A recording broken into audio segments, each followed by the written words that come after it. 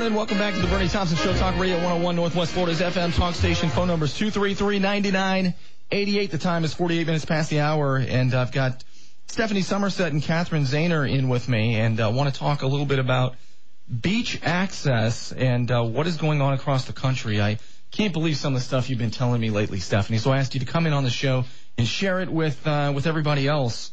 What's going on? Thanks, Bernie, and thanks for having us back on the show. You're welcome. And this is about Shell Island. And just to recap for everybody, as you guys know, Shell Island is the premier boating destination of Northwest Florida. People go out there because it's beautiful. It was bought with our tax dollars for people to enjoy and not to be developed. Tourists come from all around just to go to Shell Island. And so it's a very important part of Bay County. And last year, as you know, we talked about this before, people got ticketed out there for various reasons, having a dog or having a beer, that kind of thing. And so we researched it. We're the ones, Bay Families with Dogs, were organized to recapture our access to Shell Island. We spent a year researching this because we said, why us? What's going on? And we found out that the reason is it's about a bird. It's a cute little round fuzzy bird, and it's called a plover. And this bird has been studied. What's it called? It's a plover, P-L-O-V-E-R. Okay. You can pronounce it plover or plover, either way. And these birds are everywhere. They're all around the coast of the United States. And they are impacting people's beach access in areas everywhere they are. In fact, we've looked at, there's a recovery plan, for example, 400-page recovery plan that documents all the studies they've done on these birds. As far as dogs go, one thing we found out is that there are three main threats to this bird: weather, natural predators, and human activity, especially driving vehicles like ATVs.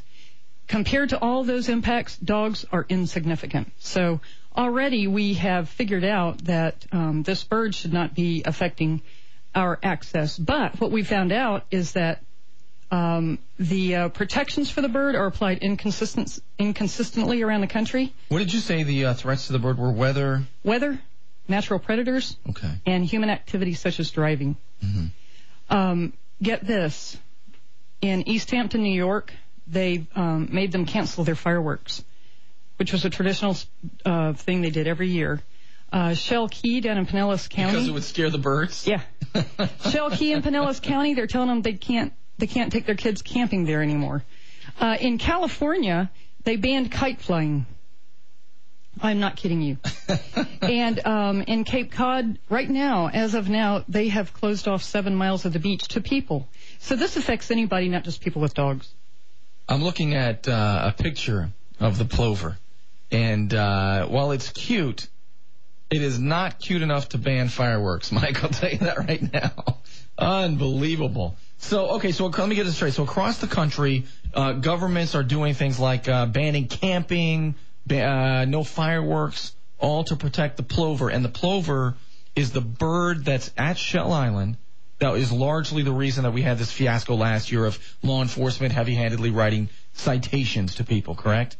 Correct. And the thing that we have also found that there are proactive actions you can take to protect this bird. There's exclusionary fencing. There is, marking the nests and doing educational efforts so that people can protect this bird. But we find that the easiest and least expensive in our research, the easiest and least expensive way to quote-unquote protect this bird is just to ban all access completely. And do you think that's where some people would like it to go?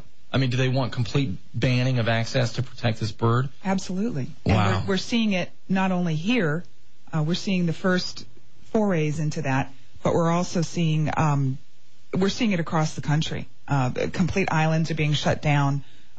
All sorts of recreational accesses, that run the gamut. I think Stephanie even found somewhere that biologists were recommending that people not make eye contact with the bird. I That's a guideline. Burnie on. No mad dogging the plovers. What about so you can't? Some places are banning access to the beaches because of the bird, but yet the rangers or whoever the law enforcement run, they're able to ride the ATVs by there and scare them with the ATVs. So they're the only ones allowed to harass the birds. Absolutely. Unbelievable. And in this time, where we're losing more and more waterfront access to private development, our waterfronts, the places where we used to play and fish and throw cast nets, are being bought up, and we just don't have access to them anymore. And we don't have a say when people buy waterfront and they privately own it. We don't have input into what the use of that is, but we do have input into our government lands. And if we don't step up, whether you have a dog or not, it's not the issue. It's whether they're going to ban you from using it, whether they're going to ban your child from flying a kite. Mm-hmm. We do have a say in how our government lands are used. So you can't fly a kite because it scares the birds? That's what the biologists say.